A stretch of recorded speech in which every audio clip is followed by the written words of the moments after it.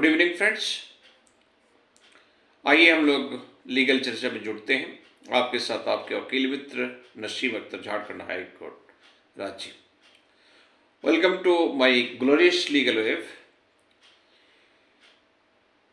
रोज की तरह आज भी लीगल चर्चा में आज का विषय है कि एम्प्लॉयज कमिश्नर्स की ऑर्डर को क्या हम लोग डायरेक्ट हाई कोर्ट में रीट पिटिशंस एल यानी रीट पिटिशंस लेवर जिसको हम लोग कहते हैं फाइल करेंगे। हमारी नोमेनक्लेचर तो सभी जो है रीट पिटिशन सी से होता है, बाद में जाके सर्विस या फिर लेवर WPS बनता है या WPL बनता है, दैट इज सेपरेट इशू। तो हम लोग किसी एम्प्लॉयज कंपनसेशंस एक्ट 1923 में अगर कोई कंपनसेशंस के लिए अप्लाई करता है, matter is the labour court की मैटर हो, और फिर कमिश्नर जो है कोई ऑर्डर पास करे, तो इस कमिश्नर की लेबर कमिश्नर की ऑर्डर को क्या हम लोग WPL फाइल करेंगे या अपील करेंगे, क्योंकि हमारे सेक्शन 30 भी है एम्प्लॉयज कंपनसेशंस एक्ट 1923 में। तो स्पेसिफिक जब अपील की प्रोविजंस है तो वहाँ अपील नहीं फाइल करके हम लोग WPL फाइल करते हैं। क्यों करते हैं और क्या ये मेंटेनेबल है, इसी सवाल का जवाब ढूंढने की कोशिश करेंगे। तो फ्रेंड्स, सबसे पहले is writ petitions labour maintainable against an order of the Employee Compensation Commissioner? Answer: general rule, not maintainable. When an order is passed by the Employees Compensation Commissioner, the authority remedy, that means the statutory remedy of appeal under section 30 of the Employees Compensation Act 1923 is available. तो friends, हमारे section 30 employees compensation act 1923 में specific provision है कि अगर कोई employer commissioner की order को challenge करना चाहता है तो वो उनके लिए अपील का प्रोविजन है, वो अपील करेंगे। और हम सब जानते हैं कि appeal is not matter of right, appeal is statutory right. अगर हमारे प्रोविजंस, हमारे लॉ स्टैट्यूट अगर प्रोवाइड करता है, अगर उसको प्रोविजंस है, तभी आप अपील कर सकते हैं, अदरवाइज नहीं कर सकते। तो अब सवाल कि यहाँ स्टैट्यूटरी या स्टैट्यूट में क्या कहता है, तो अपील करने के लिए सबसे पहला कि सब्सटेंशियल क्वेश्चन ऑफ लॉ होना चाहिए, सब्सटेंशियल क्वेश्चन ऑफ लॉ होना चाहिए। अब सवाल पैदा होता है कि what is substantial question of law. तो इसके ऊपर जो है सब्सटेंशियल क्वेश्चन ऑफ लॉ के ऊपर भी मेरे कई वीडियो हैं, आप वहाँ जाके आप देख सकते हैं कि what is the substantial question of law. और सब्सटेंशियल क्वेश्चन ऑफ लॉ एक ऐसा विषय है केस टू केस वेरी करता है। आपके केस को स्टडी करके वो केस जो है सब्सटेंशियल क्वेश्चन ऑफ लॉ निकालना पड़ेगा कि क्या सब्सटेंशियल है या नहीं है। तो एनीवे, आज हम लोग के वीडियो में सब्सटेंशियल क्वेश्चन ऑफ लॉ पे चर्चा नहीं करके हम लोग मेंटेनेबिलिटी पे चर्चा कर रहे हैं कि क्या एम्प्लॉयज कमिश्नर की ऑर्डर को WPL फाइल किया जा सकता है, ये मेंटेनेबल है और या नहीं है, या रिजिडली नॉट मेंटेनेबल है, या इन सर्टेन कुछ सिचुएशंस में मेंटेनेबल हो सकता है। तो इसी सब विषय को हम लोग देखेंगे इसमें। तो कह रहे हैं कि section 30 of employees compensation act provides a specific appellate forum, that High Court, on substantial question of law. Therefore, a read petitions, that is the WPL, is ordinarily not maintainable because an effective alternative statutory remedy exists. हमारे effective alternative remedy already exist है, तो हम उस remedy को क्यों ना fulfil करें। And an effective alternative statutory remedy exist, the act is a self content code. हमारे जो एम्प्लॉइज कंपनसेशन एक्ट है वो क्या है, सेल्फ कंटेंट कोड है, वेल सेटल्ड प्रिंसिपल्स है, where a statute provides a complete machinery for redressal, read jurisdiction should not be invoked। जहां हमारे कोई स्टैट्यूट जो है स्पेसिफिक प्रोवाइड कर रहा है कि अपील का प्रोविजन है, तो ऐसे सिचुएशंस में हमारा दूसरा कोई मैकेनिज्म, दूसरा कोई सोर्स जो है वो अलाउ नहीं करता। Where a statute provides a complete machinery for redressal, आपकी प्रॉब्लम को रिड्रेस करने के लिए, read jurisdiction should not be invoked, read jurisdiction को इन्वोक नहीं कह सकता। अब हम लोग देखते हैं कि what are the exception when read petitions labor is maintainable। read petition labor can entitle despite availability of appeal only there is a lack of the jurisdiction। लोग आगे चलकर लैक ऑफ जुरिडिक्शन क्या होता है उसको भी देखेंगे। अभी हम लोग जानते हैं पॉइंट बाय पॉइंट कि क्या writ petitions can entertain despite availability of appeal only if there is a lack of jurisdiction and jurisdictional error, violations of the principle of natural justice. हम लोग नेचुरल जस्टिस जानते ही, किसी अगर दो party है, किसी पार्टी को नोटिस ही नहीं किया, एक पार्टी की एप्लीकेशन से ही उसको सुन के ऑर्डर कर दिया, it is violate of the natural justice. तो violation of the principle of the natural justice, order passed without authority of law. अब जिन्होंने लॉ पास ऑर्डर पास किया विदाउट अथॉरिटी ऑफ लॉ, वो अथॉरिटी नहीं है, वो ऑर्डर ही पास नहीं कर सकता, उनके पास वो पावर नहीं है। तो ऐसे सिचुएशंस में violations of the principle of the natural justice, order passed without authority of the law, order is nullity. ऐसे कोई ऑर्डर जो वेग टाइप का ऑर्डर हो, नलिटी है, तो ऐसे ऑर्डर को भी हम लोग रीट पिटिशन फाइल कर सकते हैं। And fundamental right violations, patent perversity और फ्रॉड। ऑर्डर में ऐसा लगता है कि एकदम परवर्स ऑर्डर है और क्या है, फ्रॉड टाइप का ऑर्डर है, तो ऐसे सिचुएशंस में रीट फाइल किया जा सकता है। What is mean by the jurisdictions over the subject matter. हम लोग अभी कहें कि किसी का जुरिडिक्शन नहीं है, अगर एम्प्लॉयज कमिश्नर का जुरिडिक्शन नहीं है ओवर द सब्जेक्ट मैटर, तो what does mean, the legal authority of a court और tribunal officers to decide a particular type of the dispute.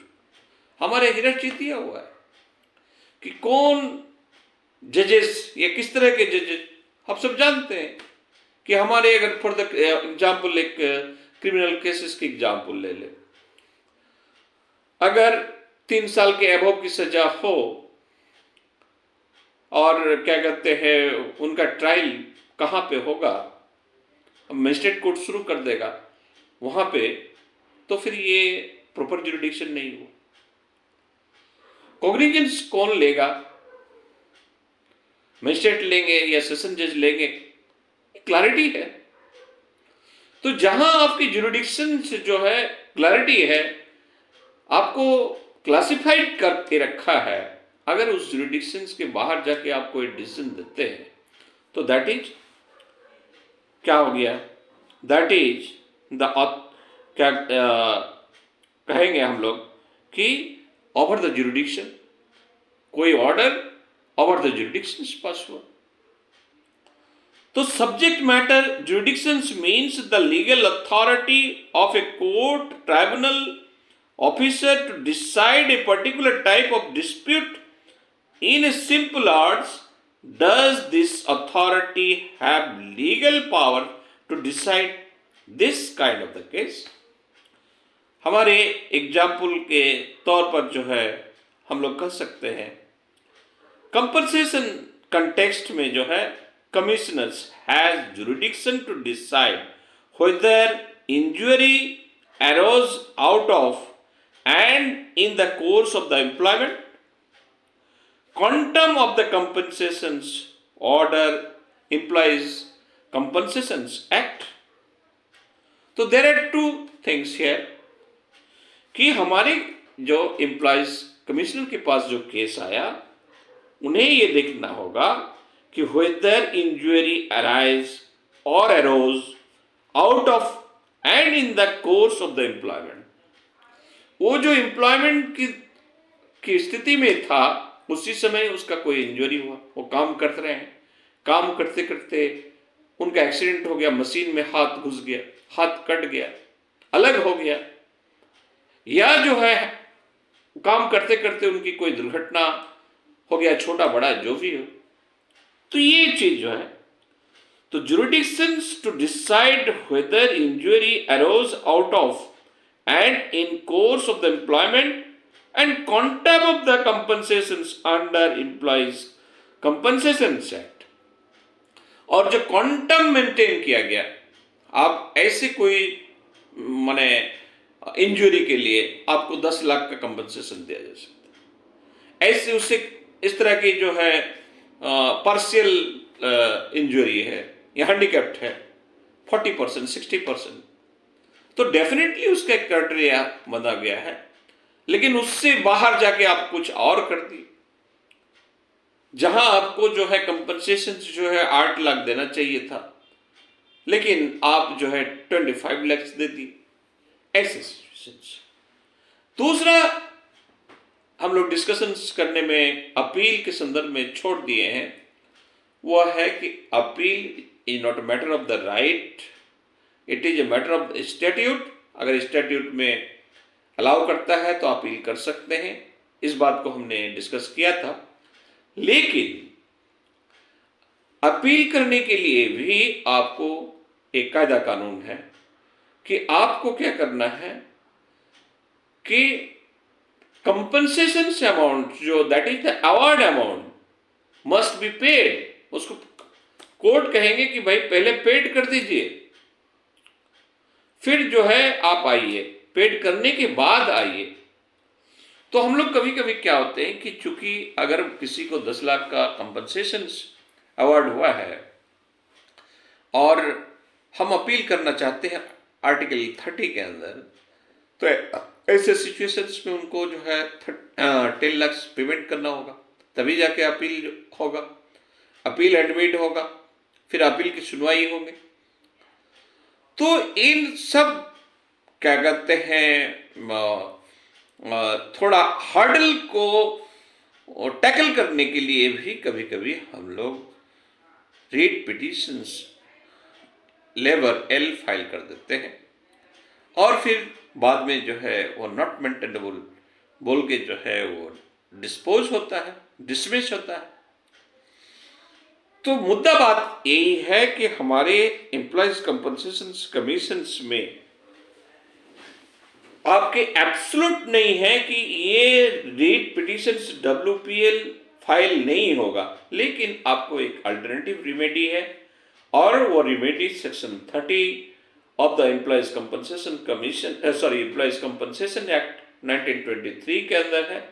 आप कमिश्नर्स के ऑर्डर को सेक्शन 30 में अपील करेंगे। अपील करना ही आपके लिए, हमारे लिए क्या कहते हैं रिमेडी है, प्रॉपर रिमेडी है। और अगर हम इस प्रॉपर रिमेडी को छोड़कर रीट पिटिशन में जाते हैं तो पॉसिबिलिटी है कि वो रीट पिटिशन हमारे नॉट मेंटेनेबिलिटी के ग्राउंड पे डिसमिस हो सकता है। अब एक सवाल यहां पे और खड़ा होता है कि what is the jurisdictional error. Jurisdictional error occurs when an authority assumes jurisdictions which it does not have or fails to exercise jurisdiction which it does have or exercise jurisdictions in a manner not permitted by law. Very clear, friends. The jurisdictional error occurs when an authority assumes jurisdictions which it does not have or fails to exercise jurisdictions which it does have or exercise jurisdiction in a manner not permitted by law. दूसरा point, type of the jurisdictional error in initials lack of the jurisdictions. Example, commissioners entitled claim of a person who is not an employee at all. very क्या कहते हैं, important example, unuseful example. अब मान लिया जाए employees compensation commission employees compensation commissioner जो है, employees commissioners जो है, उन्होंने एक ऑर्डर पास किया. उनके पास जो केस गया, अब क्लेमेंट जो है दावा किया कि हम सच एंड सच कंपनी के एम्प्लॉय हैं. During the course of the employment और during the course of the working हम जो है हमारा एक्सीडेंट हो गया. एक घटना की तारीख सच एंड सच हुआ, टाइम सच है, और इसीलिए हमारे जो ये सारे certificate, medical certificate, medical treatment सब लगा के एक कंपनसेशन से बांट की. लेकिन फैक्ट इज दैट वो एम्प्लॉय था ही नहीं. वो टोटल के टोटल मैनिपुलेटेड डॉक्यूमेंट्स है,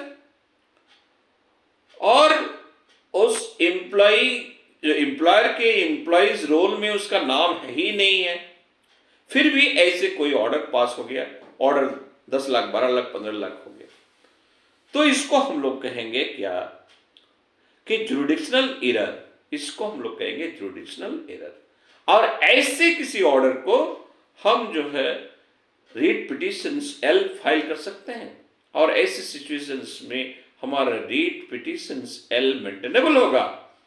ये बात जो है हमको कोर्ट में प्रूफ करना होगा कि ये जो एम्प्लॉय जिन्होंने जिनके फेवर में अवार्ड हुआ है 10 लाख 12 लाख, ये एक्चुअली एम्प्लॉय नहीं है कंपनी का, और ये falsely and on the basis of the false document क्या कहते हैं इनके फेवर में ये ऑर्डर हुआ है. तो इसीलिए ये रीट पिटिशन जो है मेंटेनेबल है, और इसको जो है सुना जाए और ऑन द मेरिट जो है इसको डिस्मिस किया जाए, इन मेरिट जो है इसको डिस्पोज किया जाए, आइदर रिजेक्ट और क्या कहते हैं अलाउ, व्हाटएवर माइट बी. तो हम लोग डिस्कस कर रहे थे कि jurisdictional error, initially lack of jurisdiction. Example, commissioner entitled claim of a person who is not an employee at all. Commissioner decides an accident outside territorial jurisdiction. Commissioner जो है अपने जुरिडिक्शन से बाहर जाके उनको डिसाइड किया, और awarding compensations contrary to statutory formula and granting relief not contemplated by Employees Commissions Act. और उन्होंने जो रिलीफ ग्रांट किया वो एम्प्लॉयज कंपनसेशन एक्ट के प्रोविजन के बाहर जाके, granting relief not contemplated by employees compensation act, deciding issue reserve for labour code, deciding issues reserve for labour code, civil code. ऐसे कोई इशू जिसको रिजर्व किया गया, that is called the jurisdictional error, that is called matter over the jurisdiction. क्योंकि ये labour court के लिए या किसी सिविल कोर्ट का मैटर था, और वहां उसको डिसाइड होना था, लेकिन ना तो वो लेबर कोर्ट में डिसाइड हुआ, ना सिविल कोर्ट में डिसाइड हुआ, बल्कि यह एम्प्लॉयज कंपनसेशन कमिश्नर के वहां जाके डिसाइड हुआ. तो डेफिनेटली ये मैटर ओवर द जुरिडिक्शनल जुरिडिक्शंस हो जाएगा. मैटर ओवर द जुरिडिक्शन हो जाएगा। और ऐसे किसी ऑर्डर को हम लोग रीट पिटिशंस एल फाइल कर सकते हैं। Now, now, failure to exercise jurisdiction, example, refusing to consider statutory defenses, ignoring mandatory provisions of the Act, procedural jurisdictions error, example के तौर पर deciding the case without notice, no opportunity of hearing, no evidence record, where mandatory. तो difference between the error of the law and jurisdictional error. अब हम लोग थोड़ा देख लेते हैं कि error of the law and jurisdictional error, ये दोनों में क्या अंतर है। तो jurisdictional error that is wrong interpretation, no power to decide, appeal remedy sufficient, writ maintainable and within authority, outside authority, not nullity, order is the nullity. Only jurisdictional error justify read petitions despite appeal. Only jurisdictional error justify read petitions despite appeal. Labor Code versus Employees Compensation Commissioner, Labor Code. तो Employees Compensation जो है, Employees Compensation Commissioner ideate disputes and compensation claims, industrial dispute and employment injury, employee dispute, statutory compensations, no appeal, read commonly. अब हम लोग देख लिए jurisdiction को मोटा मोटी matter with in the jurisdiction समझ गए कि कौन सी कोई लेबर कोड की मैटर है तो डेफिनेटली वो लेबर कोड में जाएगा या तो फिर सिविल कोड में जाएगा अगर ऐसे स्पेसिफिक है। लेकिन वही लेबर कोड की मैटर को अगर हम एम्प्लॉयज कंपनसेशन कमीशन को वहां लेके जाते हैं तो डेफिनेटली वो वर्ड क्या मैटर ओवर द जुरिडिक्शन हो जाएगा। तो इसीलिए अभी जो हम लोग डिस्कस कर रहे हैं एम्प्लॉयज कंपनसेशन कमिश्नर्स के अंदर में कौन कौन से मैटर आ सकते हैं। तो नंबर 1 हो गया compensation claim, industrial dispute, employment injury, employer and employee dispute, statutory compensations. तो ऐसे सारे चीज के लिए जो है ऐसे ऑर्डर के लिए आपको अपील करना होगा अगर आप उस ऑर्डर से एग्रीड है तो। अदरवाइज अगर कोई मैटर ओवर द जुरिडिक्शन है, जुरिडिक्शनल ईरर है, तो ऐसे सिचुएशंस में आप रीट पिटिशंस एल फाइल कर सकते हैं। तो फ्रेंड होप सो कि हम लोग जो है appeal under section 30 of employees compensation act 1923 और रीट पिटिशंस एल को थोड़ा बहुत समझ पाए हैं। अगर आपको लगे कि वीडियो आपके लिए यूजफुल है, आप जरूर इसको यूज करें और आपको लगे कि ये वीडियो किसी दूसरे के लिए यूजफुल है, इसको आगे बढ़ाएं, हमारे यूट्यूब चैनल को सब्सक्राइब करें। फिर मिलेंगे अगला वीडियो में, तब तक के लिए जय हिंद।